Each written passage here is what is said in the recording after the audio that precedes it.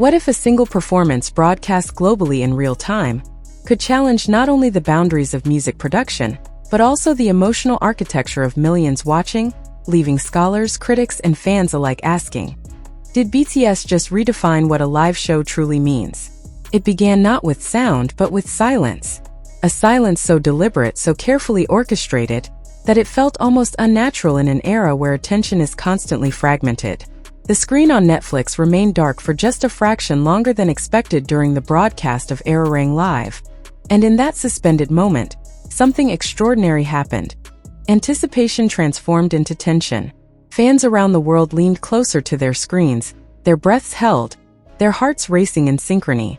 And then, without warning, the silence broke. A single note pierced through the darkness, soft, haunting, and impossibly precise.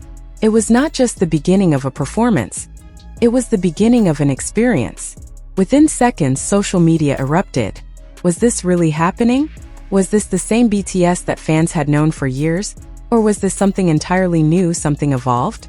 From the very first frame, it became clear that this was not an ordinary comeback stage. It was not even a conventional live broadcast. It was a carefully constructed narrative, one that blurred the lines between music, cinema, and emotional storytelling. But what exactly made this performance so unforgettable? To answer that question, one must first understand the weight of expectation surrounding BTS. After years of global dominance, record-breaking achievements, and an ever-growing fanbase known as ARMY, the group stood at a crossroads. Could they still surprise the world? Could they still create something that felt fresh, authentic, and deeply moving? The answer, as revealed during Arirang Live, was a resounding yes, but not in the way anyone expected. The stage design alone hinted at something different. Rather than relying on the grandiose, high-energy spectacle often associated with their performances, BTS opted for something more intimate, more introspective. The lighting was subdued, almost cinematic, casting long shadows that seemed to move in harmony with the members themselves. And then there was the choreography. Fans quickly noticed subtle changes, movements that were slower, more deliberate, almost symbolic. Each step seemed to carry meaning, each gesture a fragment of a larger story. It was as if the performance was not just meant to be seen but to be interpreted. Was this a reflection of their personal journey? A message to their fans? Or perhaps a commentary on the pressures of global fame? As the performance unfolded, these questions only deepened. One particularly striking moment came midway through the show, when the music softened and the members stood almost motionless under a single spotlight. The camera zoomed in, capturing expressions that were raw, vulnerable, and undeniably human. For a brief moment, the spectacle disappeared, replaced by something far more powerful: authenticity. Viewers around the world reported feeling an overwhelming surge of emotion. Some described it as a sense of connection, as if the barrier between artist and audience had dissolved. Others admitted to being brought to tears, unable to fully explain why. What was it about this moment that resonated so deeply? Perhaps it was the timing. In a world still grappling with uncertainty, isolation, and rapid change, BTS seemed to tap into a collective emotional undercurrent. Their performance was not just entertainment. It was a reflection of shared experiences, unspoken fears, and enduring hope. But the surprises did not end there. As the show progressed, the tone shifted once again. The music intensified, the lighting grew brighter, and the choreography became more dynamic. It was as if the group was guiding the audience through an emotional journey, one that moved from introspection to catharsis. And then came the twist. Just when viewers thought they had understood the narrative, BTS introduced an unexpected element, a segment that blended live performance with pre-recorded cinematic visuals. The transition was seamless, almost imperceptible, creating the illusion that reality and fiction were merging in real time. This moment sparked widespread discussion online. Was this the future of live performances? Had BTS just set a new standard for the industry? Critics were quick to weigh in, praising the group's willingness to experiment and push boundaries. Some described the performance as a masterclass in multimedia storytelling, while others highlighted its emotional depth and artistic ambition. Yet, amid all the analysis and acclaim, one question continued to linger.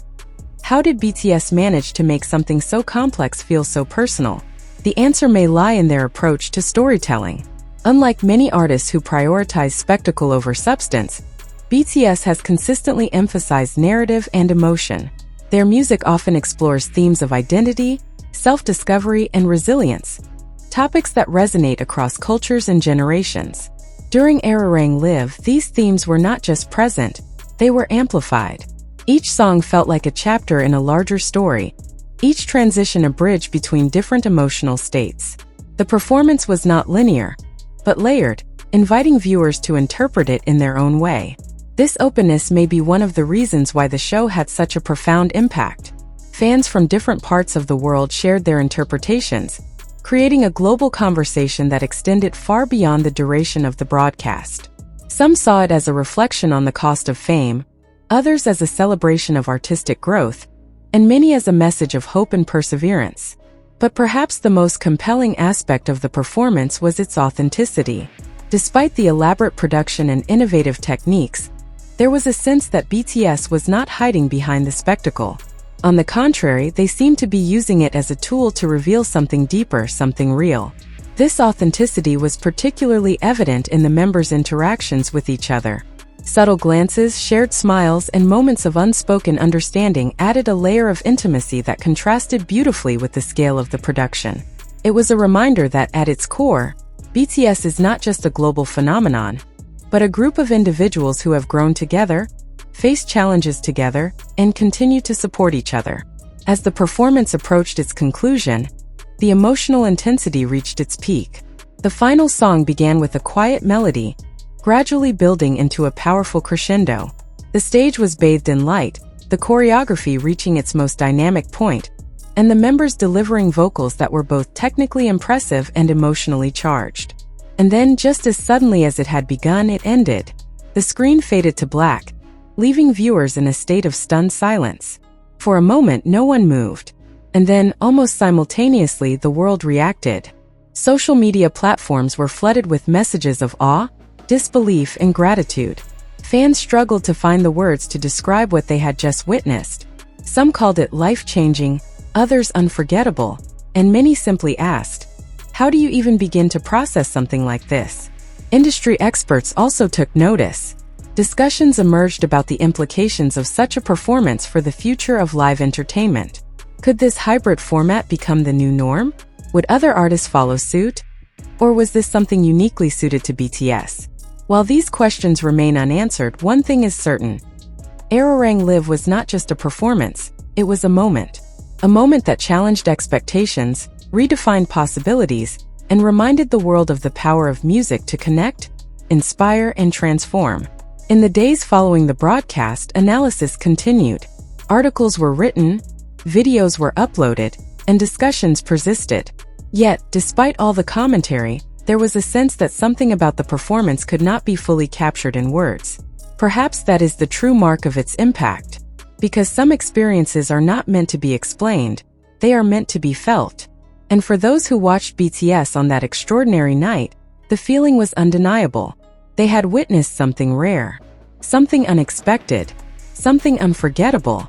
And as the world continues to reflect on what it all means, one question remains, quietly echoing in the minds of millions. If this is what BTS can do now, what will they do next? The question lingered not only in the minds of fans, but in the quiet analytical spaces of critics, cultural observers, and even industry veterans who had believed they had seen everything the global stage could offer. Because what unfolded during BTS's Arirang Live on Netflix was not merely a performance. It was a disruption, a recalibration of expectations, and perhaps a signal of where global entertainment is heading next. In the hours that followed the broadcast, something unusual began to emerge. It was not just the overwhelming praise, nor the flood of emotional reactions. It was the confusion, and almost intellectual dissonance. Viewers were not simply asking whether the performance was good or impressive, they were asking what exactly they had just experienced. Was it a concert? A film? A live documentary? Or something entirely new that defied categorization? This ambiguity became one of the most talked about aspects of the show. Clips circulated online dissected frame by frame. Fans pointed out hidden details, symbolic props, recurring visual motifs, subtle lyrical shifts. One moment in particular sparked intense discussion. A fleeting visual transition where one member appeared to walk through a shadow,